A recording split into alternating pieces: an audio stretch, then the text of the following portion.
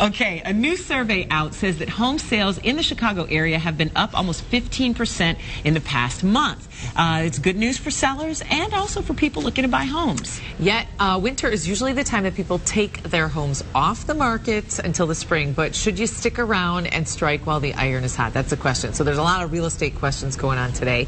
And here to give us kind of an inside look on Chicago's housing market is Lee Kiser, who is a real estate and investment expert. How you doing, Lee? Good morning. Thanks for coming in. So this is always a big question. Like, I just finished this whole remodeling project. A, because I had to do it. I had mold. But B, because I was like, okay, I'm not going to move anytime soon. But right now you're seeing some movement in the market. Yeah, velocity of sales is up. So when they talk about sales increases, it's not necessarily prices. It's how many homes are actually moving. Okay. So when you look at Chicagoland, the suburbs, the average price of homes has actually dropped a little. In the city, it's gone up just a little. Oh, well, that's weird. I didn't nice. know that that you'd have you'd have them opposite like that. Yeah. Why is that? They track these things monthly and quarterly, so it all depends on right where you are on the curve when that report is done and when the articles come out. And you can never really predict how these things are going to go. You just have to hope that the trend sticks around long enough for you to sell. You have to look at an overall trend line. Right now, sales velocity is coming back, though. Okay. So is winter generally a good time? Like, is it better for a buyer or seller in the winter? Generally, things slow down in the winter, especially around the holidays. Yeah. However, usually you can do well in real estate by being a contrarian. So if you really want to move that house, and it's not all about the price that I can absolutely get for the home, winter and holidays may actually be a very good time to bring it out, because if you bring it to market against the trends, people think, oh, that's something that they're serious about selling. I may want to take a close look. Right, and then you don't have as much competition because a lot of people take their houses off the market. Well, especially here. Yeah. Well, because who wants to move in the middle of the winter? And then putting the signs up in the middle of the snow and shoveling so people don't, it is. It's like, it's a hassle when you're in Chicago and you're trying to sell, unless you really have to move, But now what about, you were about to say Well, if you're going to put it on the market, though, winter, holidays, be ready to sell. I mean, don't be waiting for that final. If you're looking to get that absolute top price, wait till the spring. Okay. Now, what about people who are looking to buy? You were saying that now is probably a good time to get into some neighborhoods that you maybe thought you couldn't afford before. So what we did was we picked a price, $250, and we were looking at what it gets you in several areas around town. I'm dying to see that. Wow. So where is this first one?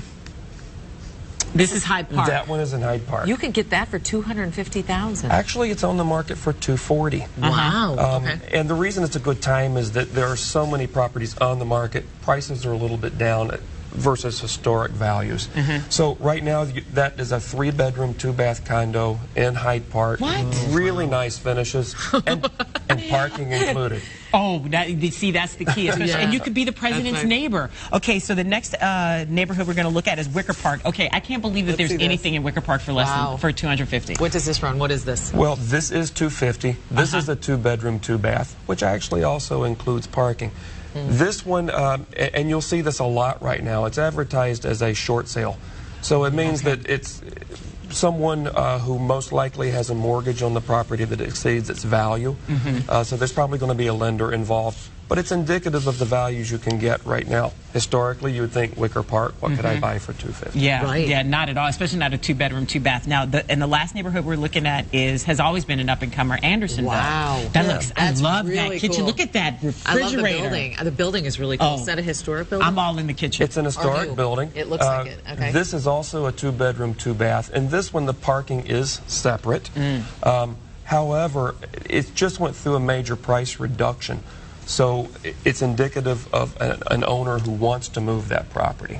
Now, you know what? This also brings up a question for people who maybe have a property they've already moved, couldn't get rid of their place. What about for renters right now? Is this a good market for them, or is it more of a market for the people who are renting out their apartments? It's more of a market for the people who are renting out their apartments. Is that right? Yeah. So if you have a situation like that where you're not able to sell the home you're moving out of, ask a rental agent. Or actually, I've heard Mr. Zapata, who is here with me, actually did this with his home.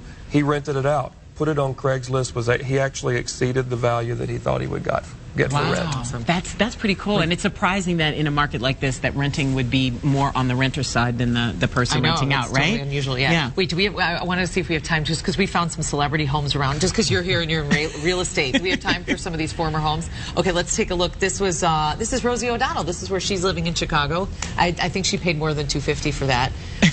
We have Vince Vaughn. Just a little bit more. That's R. Kelly's old house, place, which just went for a few million, right? Right, that's in Lincoln Park, and that's Vince Vaughn in River North. Oh yeah, I know where that building is. Yeah, that almost looks like the outside of the building where the apartment for that movie that him and Jenna Aniston. I know it does. Wait, okay, that's Al Capone. Al Capone's old place in Park. Do we really want to live there? I think the value's down on that one. Let's see the original Playboy Club.